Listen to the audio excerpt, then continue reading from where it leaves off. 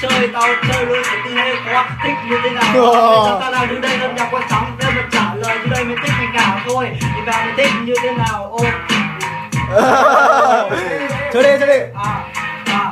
Sâu cây Hải Dương. Rất linh tinh, đừng vỡ từng linh đình, tao sẽ tăng tình thương cùng mày không phải qua nhiều tình trường. Mày bước được như thế nào tao cho mày gặp. Ok, thứ là em và tao vẫn đọc cho mày biết. Âm nhạc khói trắng đang giả như cái ông sai, không nghe phải bằng mắt, nhưng cuộc sống mày không đeo kính nhưng mày đeo thành nhìn bằng mắt. Âm nhạc đây biết sao cho mày ước được nhưng cuộc sống tao không thể bước qua. Quay vật, ok, mày thích thì như thế nào sẽ được mày. Ok, bây giờ mày thích thì ok, tao chơi mày ok.